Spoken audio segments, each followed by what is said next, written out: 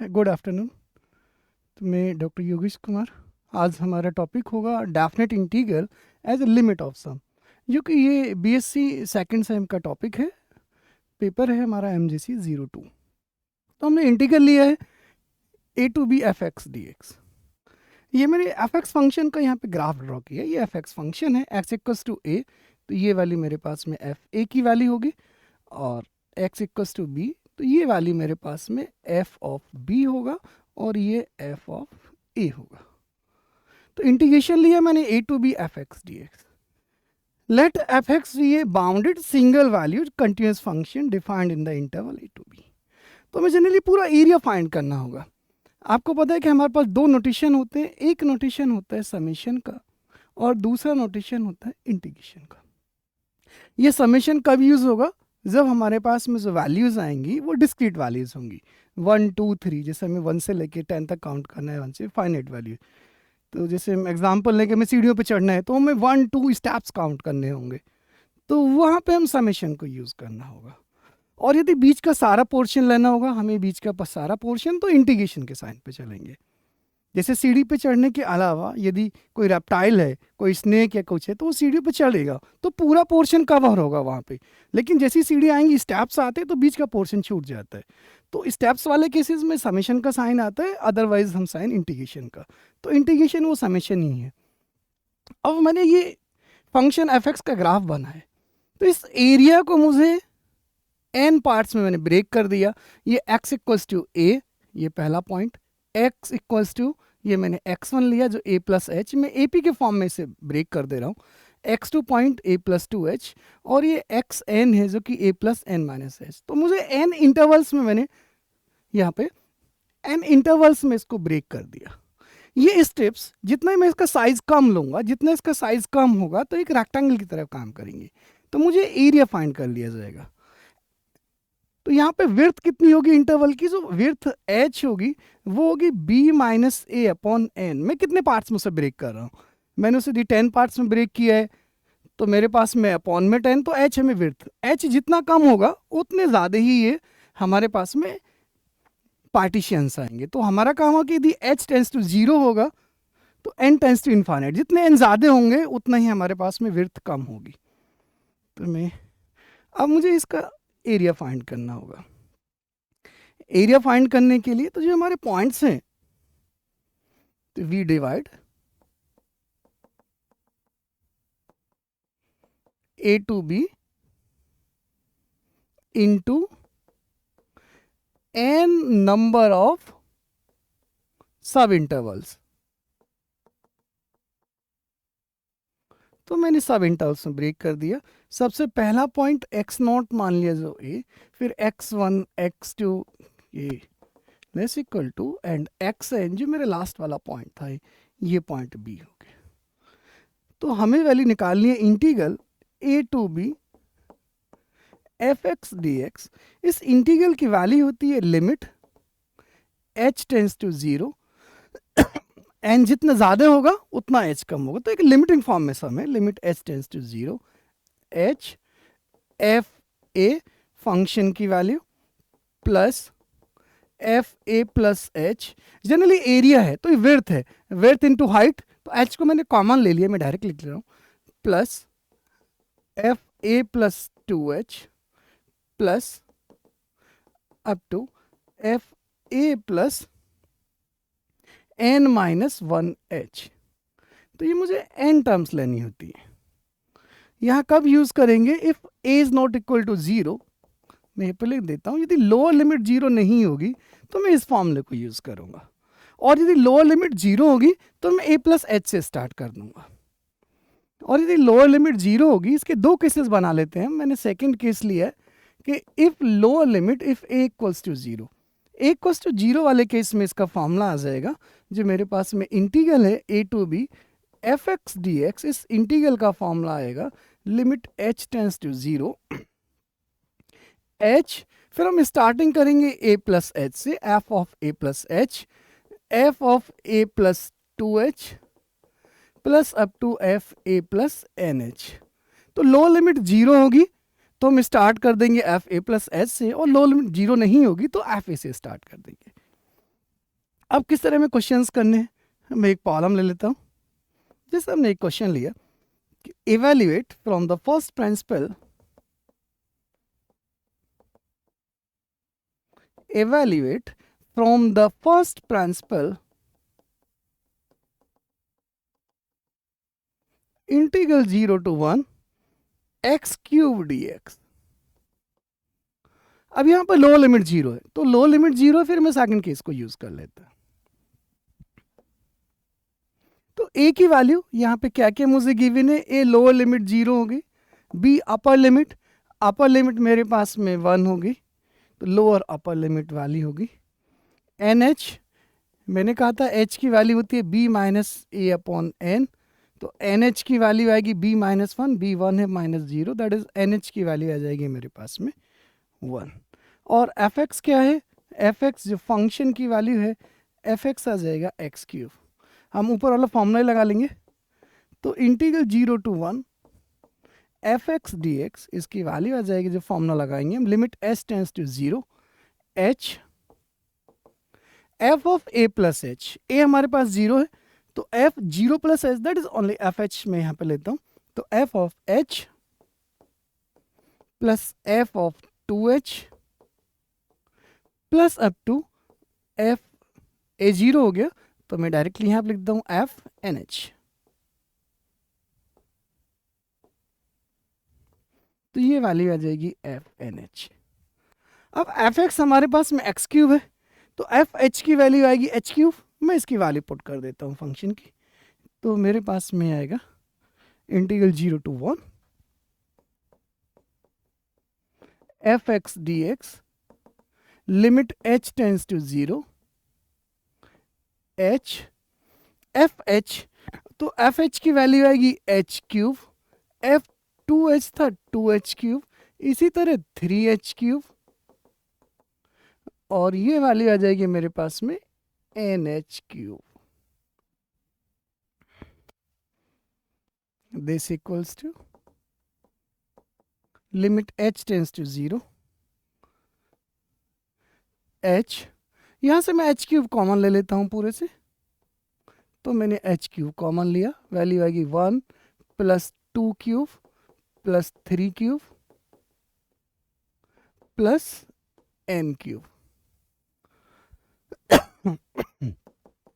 तो limit h tends to 0, ये value h to the power 4, ये हमारे पास डायरेक्ट फॉर्मूला होता है, 1 cube plus 2 cube plus 3 cube plus n cube, तो ये वैल्यू होती है n into n plus 1 upon 2 का स्क्वायर। तो लिमिट h टेंस टू 0, मैं NH की वैल्यू मुझे पता है, NH की वैल्यू 1, तो मैं NH वाले फॉर्म में ले आता हूँ, NH की वैल्यू 1 है, तो इस टर्म को मैं लिख देता हूँ, h स्क्वायर को मैंने ब्रेक किया, NH का स्क्वायर, n स्क्वायर है यहाँ पर, और इसको h स्क्वायर और n प्लस 1 का होल स्क्वायर और 2 का स्क्वायर 4, मैं इस फॉर्म में चेंज कर देता हूँ।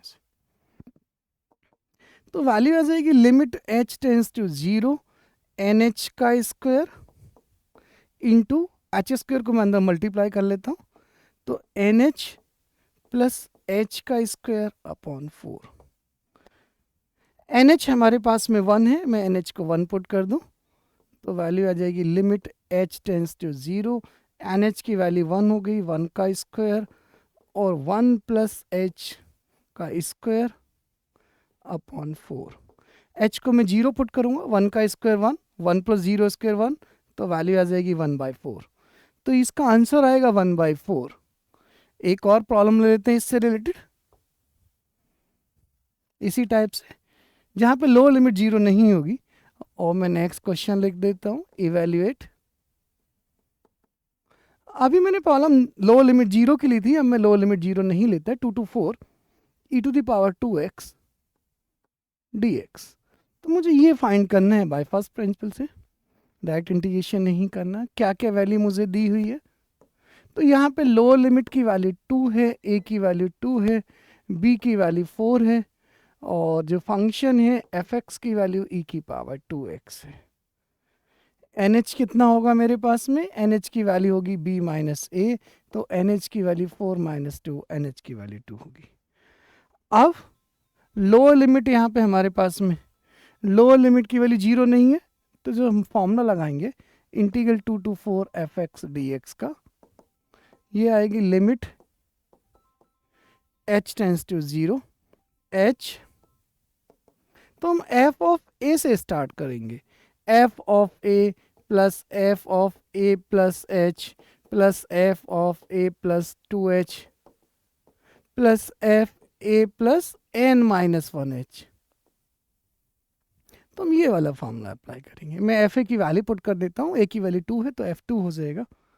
तो यहाँ से वैल्यू आएगी हमारे पास में limit h tends to 0 h F A 2 है तो f2 plus h plus f2 plus 2h plus f2 plus n minus 1h।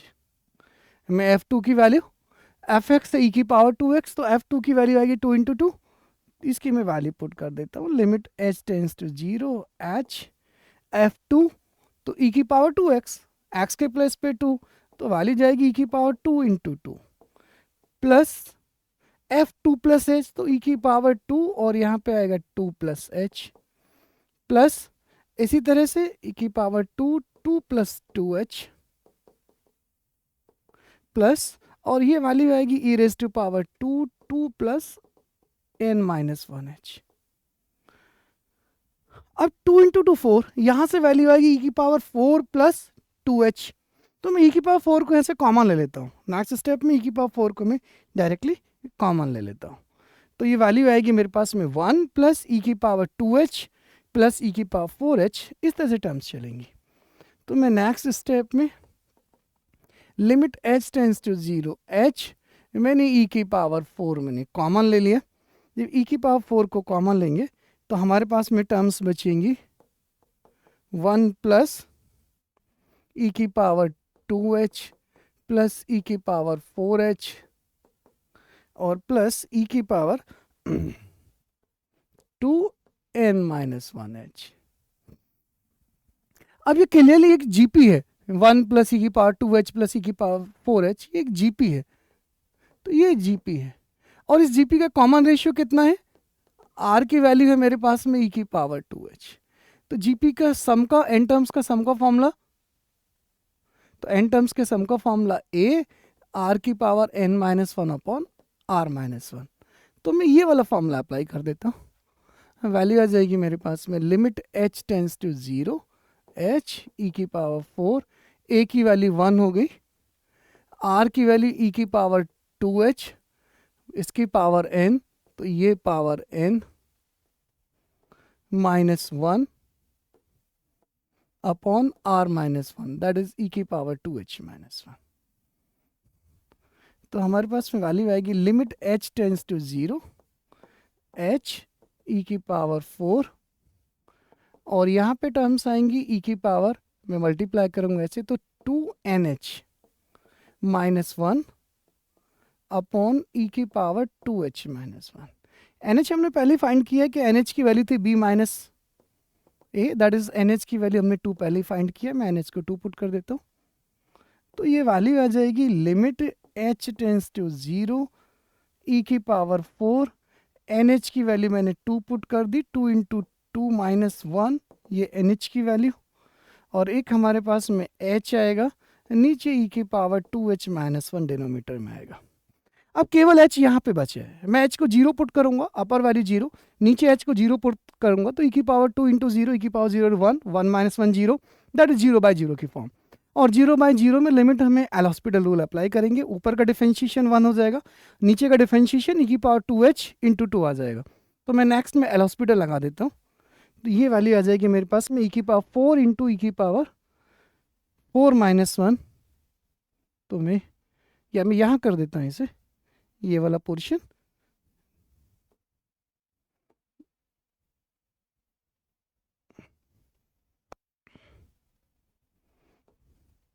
तो ये वैल्यू आ जाएगी लिमिट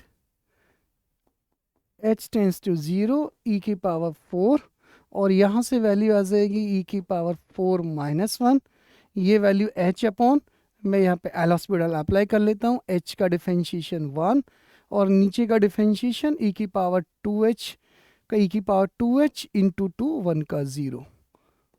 तो यहाँ h है नहीं, इसको मैंने पहले लिख दिया e की पावर 4 e की पावर 4 माइनस 1।